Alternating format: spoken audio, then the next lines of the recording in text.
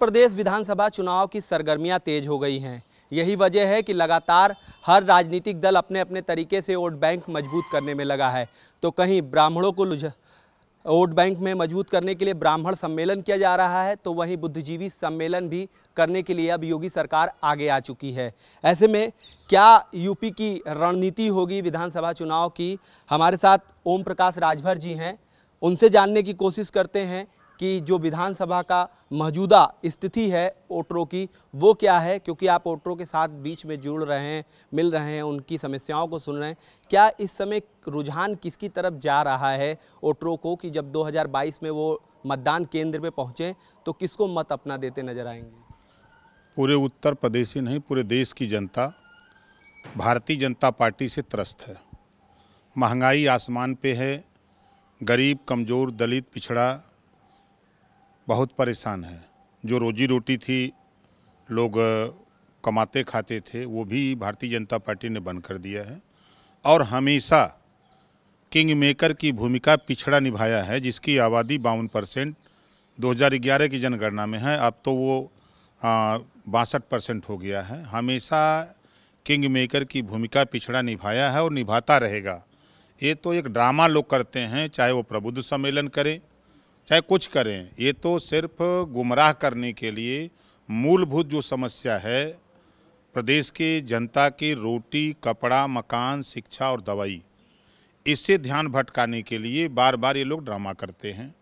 ये जो सम्मेलन हो रहे हैं, मुझे तो हंसी आती है इन सम्मेलनों में। अगर बसपा सम्मेलन करती है, प्रबुद्ध सम्मेलन, नाम तो पहले आया कि ब्राह्मण सम्मेलन, तो पता लगता है कि अगर 500 लोग जुट रहे हैं या 1000 लोग जुट रहे हैं, तो प्रबुद्ध लोग हमको अंदाज़ा कुल मिलाकर 20-25 या 50 हो रहे हैं और शेष असली या नकली कह लीजिए। असली जो प्रबुद्ध हैं उनकी संख्या 50 से 100 हो सकती है, लेकिन 900 संख्या नकली, चाहे वो योगी करें और चाहे मोदी करें, चाहे अमित शाह करें। ये सच्चाई है कि उनके मीटिंगों में वही लोग जा रहे हैं जिनको पैसा दे करके, गाड़ियों में बैठा करके, खाने के बहाने, मजदूरी के बहाने ले जा रहे हैं। पूरे प्रदेश की जनता भारतीय जनता पार्टी से ऊब चुकी है। जो वादा इन्होंने किया था देश की जनता के सामने कि हमारी सरकार बनाओ 2014 के पहले, तो हम भारत को सोने की चिड़िया बनाएंगे, तो देश के लोगों ने भारतीय जनता पार्टी को वोट दिया, तो सोने की चिड़िया तो नहीं बना पाए। फिर विश्व गुरु बनाने लगे, तो विश्व गुरु भी नहीं बना पाए। अब आत्मनिर्भर हो गए, कहें अब आत्मनिर्भर बनो, अब हम कुछ नहीं कर सकते, हम तो सिर्फ अडानी और अंबानी के लिए पैदा हुए हैं, इस देश की जनता के लिए नहीं पैदा हुए हैं। तो आत्मनिर्भर बना करके छोड़ दिया। अब इन्होंने वादा किया जनता के बीच में कि हम 15-15 लाख रुपया देंगे, खाता खुलवा दिया। मज़े की बात देखिए, खाता तो खुला। हम उत्तर प्रदेश का अगर आंकड़ा बतावें तो 7,29,00,000 खाते खुले गरीबों के। 15 लाख तो नहीं आया, लेकिन जब वो गरीब खाता खुलवा के पासबुक लेने गया तो 500 रुपया बैंक वाला ले लिया। 7,29,00,000 में 500 का गुणा करिए तो 364,50,00,000 रुपया मोदी जी ने लूट लिया खाता खुलवा के। 15 लाख तो नहीं दिया। इन्होंने वादा किया था कि हम नौजवानों को, युवाओं को 2 करोड़ नौकरी हर साल देंगे, लेकिन जीएसटी ला करके, नोटबंदी ला करके, लागू करके मोदी जी ने कहा कि हमने जो है नोटबंदी करके 3 लाख कंपनी बंद कर दिया। कौन काम करता था उस कंपनी में? यही वंचित समाज, गरीब, कमज़ोर, पिछड़े, दलित काम करती थी। अगर वो कंपनी में लाइसेंस नहीं था, कोई दिक्कत थी, तो आप उसका लाइसेंस दुरुस्त करा देते, जो कमियां थी पेपर में उसको ठीक कराते, तो ये गरीब कमज़ोर काम करता था, वो उसकी रोजी रोटी चलती।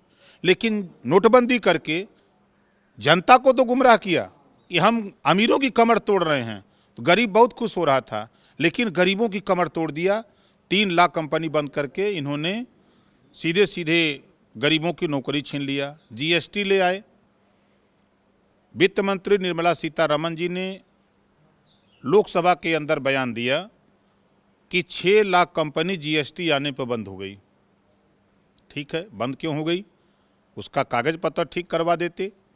तो आप रोजगार की बात करते थे तो उसका कागज पत्र ठीक कराते, जो लोग काम करते थे उसमें वो बेचारे उसमें अपना रोजी रोटी करते कमाते, लेकिन उसको बंद करके 2 करोड़ नौकरी देने के बजाय ये 12 करोड़ लोगों की नौकरियाँ छीन ली है। वादा किया महंगाई कम करेंगे, जनता के बीच में बहुत लुभावने नारे बोलते हैं भारतीय जनता पार्टी के लोग, अच्छे दिन आएंगे। तो गरीब भी सोचा कि चलो भाई हमारा बुरा दिन चल रहा है तो अच्छे दिन आ जाएं।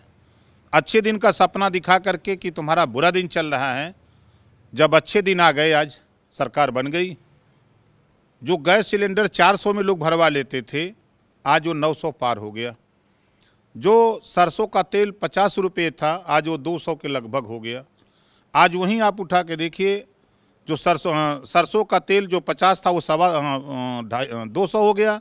अरहर की दाल जो 55 रुपये थी वो 125-150 के आसपास हो गई। पेट्रोल 60 रुपया 35 रुपया में बेच रहे थे पेट्रोल, डीजल कह रहे थे 20 में बिकेगा। अब पेट्रोल 60 रुपया से बढ़ा करके 100 पार चला गया।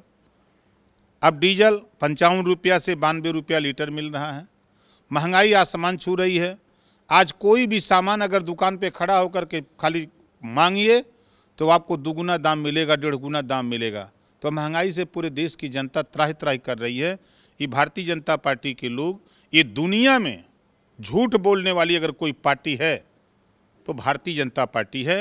इन भारतीय जनता पार्टी के नेताओं को ट्रेनिंग दी जाती है नागपुर में कि झूठ बोलो और गुमराह करो और समाज का वोट ले आओ। आज 69,000 शिक्षक भर्ती, 27% रिजर्वेशन पिछड़ों को नहीं दिया, 21% reservation schedule caste schedule tribes अनुसूचित जाति जनजाति को नहीं दिया। किस मुंह से वोट मांगने जाएगा पिछड़ा नेता? ये भारतीय जनता पार्टी के लोग। 20,000 बच्चे बैठे हुए हैं लखनऊ में, यूको गार्डन में धरना दे रहे हैं। केशव के यहाँ जा रहे हैं तो लाठी बरसा रहे हैं, स्वतंत्र देव के यहाँ जाए तो लाठी खा रहे हैं, मुख्यमंत्री के यहाँ जा रहे हैं तो लाठी खा रहे हैं। वो बच्चे भी लाठी में तेल लगा के बैठ के इंतजार कर रहे हैं कि आओ वोट मांगने, तब तुमको हम बतावें। तो चारों तरफ, वहीं बांदा में कृषि विभाग में भर्ती होती है, आप उठा के देखिए 13 भर्ती होते हैं, 11 ठाकुर। ये जातिवाद नहीं है। 1700 थाने हैं, जब हिस्सेदारी की बात करिए तो कहते हैं जातिवाद करते हैं। 1700 थाने में पिछड़ों की क्या हिस्सेदारी है, दलितों की क्या हिस्सेदारी है? 826 ब्लॉक हैं, उसमें कहाँ हिस्सेदारी है? 75 जिले हैं, 18 कमिश्नरी है, कहाँ हिस्सेदारी हमारी है? अगर कोई सच बोलता है, पत्रकार सही बात बोल दिखा दिया मिर्ज़ापुर का कि नमक रोटी बांटा जा रहा है मिड डे मील योजना में, तो उसको जेल। कोई नेता बोल दे रहा है तो जेल, कोई अधिकारी बोल दे रहा है तो जेल, कोई आम आदमी बोल दे रहा है तो उसको जेल। सच सुनने की आदत भाजपा को नहीं है। भाजपा के साथ वही है कि खाता न बही, जौन भाजपा कहे वह सही। ओम प्रकाश जी, आप भी लगातार सरकार को घेरने में लगे हैं, चाहे केंद्र सरकार हो या राज्य सरकार, लगातार आप अपने तीखे तेवर की वजह से जाने जाते हैं। फिर सरकार का शिकंजा आप तक क्यों नहीं पहुंच रहा है? देखिए, हम आज तक चूटी नहीं मारे हैं। सबसे बड़ी बात, मैं 2 साल सरकार में था, मैं कदम फूंक फूंक के चल रहा था, कहीं मुझे ये लोग बजा न दें। क्योंकि जो बात बाबा साहब डॉक्टर अम्बेडकर ने संविधान बना करके उन्होंने कहा कि हमारा प्रतिनिधि जाएगा तो समाज की लड़ाई लड़ेगा, तो बाबा साहब की बात को मैंने अध्ययन किया। तो उस लड़ाई में बाबा साहब ने बहुत से कोट किए थे, तो उस चीज़ को हम अध्ययन करके 2 साल सत्ता में थे। बड़ी कोशिश भाजपा ने किया कि हमको बजा दे, लेकिन हम कदम फूंक फूंक के चलते रहे। आज तक मेरे खिलाफ कोई इनके पास सबूत नहीं मिला। इन्होंने 2-2 बार ईडी से जांच भी मेरी करा ली, कार्यालय पे जांच कराई बलिया में, लखनऊ हम जहाँ रहते हैं वहाँ जांच कराई, हमारे घर 2 बार जांच कराई, कुछ मिला नहीं। तो ये इस नाते परेशान हैं कि चूँकि पूरा प्रदेश ही नहीं पूरे देश में एक हलचल हो रही है कि ओम प्रकाश राजभर एक ऐसा व्यक्ति है जो गरीब, कमज़ोर, पिछड़े, दलित, वंचित की बात मजबूती से जनता के बीच में कह रहा है और हक की लड़ाई लड़ रहा है। इस नाते ये जान रहे हैं कि ओम प्रकाश की तरफ अगर उंगली करेंगे तो इनका हाथ तोड़ करके जनता थमा देगी और लौटा देगी, फिर वहाँ पहुँचा देगी जहाँ से ये आए हैं। इस नाते इनकी हिम्मत नहीं है। दुनिया डरे, हम तो कहते हैं दुनिया डरे, ओम प्रकाश राजभर डरने वाला नहीं है। हम हमेशा कहते हैं कि एक पैर रेल में और एक पैर जेल में। चलो हिम्मत है तो जेल में लाखों लोगों को जेल में भर दूंगा। हिम्मत नहीं है कि वो नेता हम ओम प्रकाश राजभर नहीं हैं। एक आह्वान पर लाखों लोग जेल में होंगे, इनकी हैसियत नाप देंगे। और 22 में इनकी विदाई हम करने जा रहे हैं। भाजपा सत्ता में नहीं आने वाली है। ये देख लीजिएगा ना कि एक महाभारत हुआ था जिसमें एक चिरहरण हुआ। महाभारत में चिरहरण हुआ द्रौपदी का, एक महिला का चिरहरण होता द्रौपदी का, और कौरवों का नाश हो जाता है। और भारतीय जनता पार्टी के राज्य में 3-3 चीरहरण हुए हैं, तो इनका नाश होना तय है। दूसरी घटना, एक ब्राह्मण की हत्या हुई, भारत से अंग्रेज चले गए।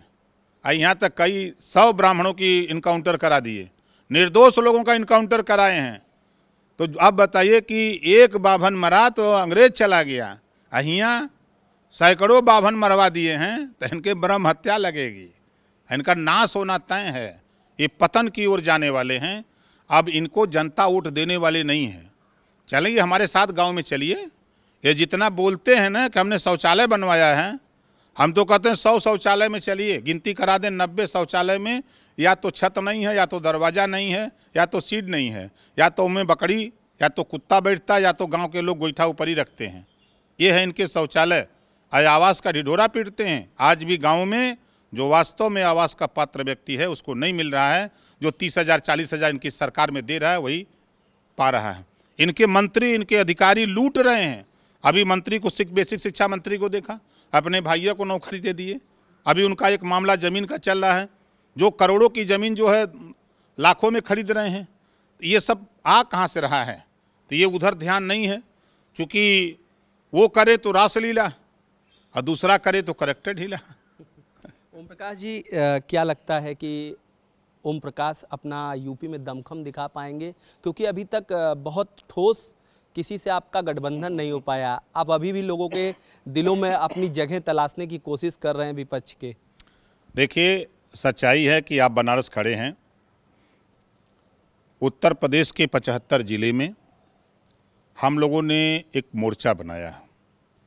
प्रेमचंद प्रजापति, बाबूराम पाल, रामसागर बिंद, रामकांत कश्यप, अनिल चौहान, कृष्णा पटेल, बाबू सिंह कुशवाहा, राजकुमार सैनी, सुनील रकबंसी, सतीश बंजारा और गुलाब खंगार, ये इतने लोग मिल करके हम लोगों ने एक मोर्चा बनाया है। सभी लोग अपनी अपनी कौम को सजाने में लगे हैं कि एक साथ इकट्ठा हो जाए। तो ये मोर्चा सबको मिला करके हम लोगों ने भागीदारी संकल्प मोर्चा बनाया है। और आपको दिखाऊंगा, अभी तो लोग चर्चा तो हम सुनते हैं कि ये मोर्चा जिधर जाएगा उधर सरकार बनेगी, ऐसी चर्चाएं सुनते हैं। इसका मतलब कि हम लोगों की ताकत बढ़ रही है और हमारी कोशिश है कि बीजेपी को शिकस्त देने के लिए कांग्रेस, बसपा और सपा, इन तीनों में किसी के भी साथ हम जा सकता है हमारा मोर्चा। क्या अखिलेश के दिल में नहीं बस पाए? क्योंकि लगातार अखिलेश की तारीफ आप मंचों से करते नजर आए। नहीं, हम तारीफ मंचों से नहीं करते, हम काम की तारीफ करते हैं। अगर उत्तर प्रदेश में काम की तारीफ किया जाए लाइन ऑर्डर के मामले में, तो मायावती से बढ़िया शासन किसी का नहीं है। चाहे वो अखिलेश हों, चाहे योगी जी हों। जो हमने रीड किया वो जनता कहती है। काम के मामले पे अगर लखनऊ 10-90 पर खड़ा हो जाइए तो मायावती जी दिखती हैं। 10-90 से एयरपोर्ट चलिए तो मायावती जी दिखती हैं। और वही 10-90 से नीचे आइए तो अखिलेश जी का रिवर, गोमती रिवर फ्रंट वाला काम दिखता है। आप अगर लखनऊ से आगरा, दिल्ली जाइए तो आगरा एक्सप्रेसवे तो अखिलेश का दिखता है। भारतीय जनता पार्टी के लोग लखनऊ में एक चूंटी मार करके ढूहा भी बनाए हों तो बता दें। जिस बहन जी की आप तारीफ लगातार कर रहे हैं, उन्हीं की तानाशाह लाठी एक वक्त थी जो आप पे तड़ातड़ पड़ी और आप घायल भी हुए और लगातार पानी पीकर आप मायावती को कोस रहे थे। नहीं, देखिए, कानून के दायरे में हम लोग जो थे लड़ाई लड़ रहे थे और उन लोगों के ऊपर, चौबेपुर के लोगों के ऊपर अन्याय हुआ था। न्याय के खिलाफ हमारा काम है। तो वो दौर था, मायावती जी का शासन कड़ा था। वो नहीं चाहती थी, कोई भी नहीं चाहता। जैसे आज भी लाठियां बरसा रहे हैं योगी जी, सपा की गवर्नमेंट में भी लाठियां बरसाई गई, तो वो गलत था। हम मानते हैं मायावती जी उसमें मुख्यमंत्री थी, उनके लोगों ने गलत किया है, हम इसका स्वीकार करते हैं। जब जाड़े के 3 जनवरी का महीना था, अब गरीबों को, हम लोगों की डिमांड थी कि उनको बसने के लिए कहीं एक बिस्वा ज़मीन दे दो। ये जाड़े में वो कहाँ जाएंगे? इस बात को लेके हम लोग वहाँ मांग कर रहे थे। लेकिन वो बात यहाँ के प्रशासन के लोगों को बुरा लगा। भाई ये बात हलचल दिल्ली, लखनऊ जाएगी तो मायावती जी नाराज़ होंगी। तो मायावती जी को खुश करने में लोग लगे थे। और जो उपद्रव हम लोगों के साथ हुआ वो तो आप वहाँ थे ही, देखे ही है। तो क्या मानते हैं, यूपी में जो हैदराबाद वाले आपके दोस्त आए थे यूपी में, वो भी इन दिनों नज़र नहीं आ रहे हैं यूपी में? क्या लगता है कि गठबंधन की जो हवा थी वो निकल गई क्या? नहीं नहीं, देखिए सभी मोर्चे के सभी लोग अलग अलग काम कर रहे हैं, अपने अपने पार्टी का संगठन का काम कर रहे हैं। जैसे वो 7, 8, 9 बरेली में हैं, 18 तारीख को हमारी उनकी बैठक या तो इलाहाबाद में होगी या तो बनारस लखनऊ में। चूँकि यूपी समाचार का वो महापंचायत है इलाहाबाद में, तो हमारा उनका पहले से ही तय था कि हम लोग लखनऊ मिलेंगे। अगर उनको निमंत्रण मिल जाता है कि उनको भी आना है, तो अगर इलाहाबाद होगा तो हम लोग इलाहाबाद में ही बैठ करके तय करेंगे। सभी लोग, बाबू सिंह कुशवाहा अलग अपना काम कर रहे हैं, कृष्णा पटेल अलग कर रही हैं, हम अपना अलग कर रहे हैं, ओवैसी जी अलग कर रहे हैं, प्रेमचंद प्रजापति, बाबू रामपाल, सब लोग अलग अलग काम कर रहे हैं। और हमारा मोर्चा बड़ी ताकत के रूप में जिस दिन हम लोग इकट्ठा होकर करेंगे, आपको दिखाएंगे। यही 15 तारीख को प्रेमचंद प्रजापति या बाबू रामपाल, यही डॉक्टर रत्नप्पा कुम्हार और पेरियार रामास्वामी नायकर की जयंती है मुनारी में। आपको देखने को मिलेगा कि ये दोनों पार्टियों की कितनी बड़ी ताकत बन गई है। तो पूरे प्रदेश में सबकी निगाहें जो पिछड़ा दलित वंचित समाज है भागीदारी संकल्प मोर्चा की तरफ है। और जिसका उदाहरण मैं आपको बता दूं, चाहे अखिलेश के बयान को मैंने आप लोगों के चैनलों पे देखता हूं या अखबारों में पढ़ता हूं कि छोटे छोटे दलों से समझौता करूंगा। कांग्रेस का भी वही बयान आ रहा है, भाजपा कर ही रही है, बसपा अंदर अंदर सुलग रही है। तो ये मालूम हो गया कि अब बड़ी पार्टियों के पास वोट नहीं है, अब वोट है तो जो क्षेत्रीय पार्टियां हैं उनके पास वोट है। इस नाते सब लोग बड़ी पार्टी से समझौता करने से भाग रहे हैं और छोटी पार्टियों से समझौता करने के लिए हाथ पांव मार रहे हैं। क्या मानते हैं 2022 में आप बीजेपी के लिए गब्बर बन के साबित होंगे या सिर्फ गब्बर आपका नाम ही रह जाएगा बीजेपी के लिए? 22 के चुनाव में भारतीय जनता पार्टी ने जनता के बीच में जो वादा किया था, जो हमसे वादा किया था और जनता के बीच में जो वादा किया था, आपको बताया कि हम 22-21 की जब जनगणना होगी देश की तो हम जातिवार जनगणना कराएंगे। अमित शाह ने कहा था, मुकर गए। हमसे उन्होंने कहा था कि 33% महिलाओं का आरक्षण डबल इंजन हो जाएगा तो हम लागू कर देंगे। घरेलू बिजली का बिल 5 साल हम माफ़ करके दिखाएंगे, मुकर गए। एक समान शिक्षा अनिवार्य और फ्री शिक्षा का वादा किया था, वो भी मुकर गए। सामाजिक न्याय समिति की रिपोर्ट जो 27% आरक्षण पिछड़ों को है, उसको बंटवारे की बात उन्होंने कहा कि लोकसभा चुनाव के 6 महीना पहले हम लागू कर देंगे, तो वो मुकर गए।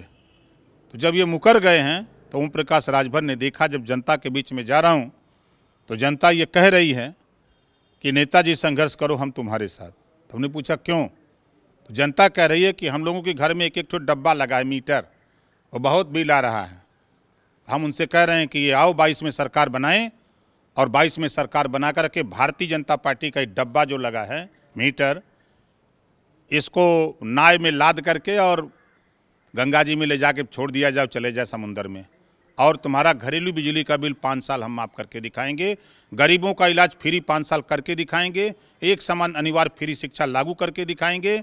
हम जातिवार जनगणना हम उत्तर प्रदेश में करके दिखाएंगे, सत्ता हमारे हाथ में होगी तो जनता तैयार है।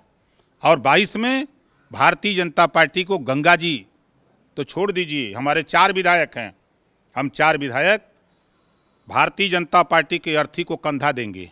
आगे आगे हम लोग रहेंगे 2022 में, पीछे पीछे हमारी जनता, हमारी फौज राम नाम सत्य का नारा लगाते हुए इनको श्मशान घाट पे पहुंचा के छोड़ेंगे।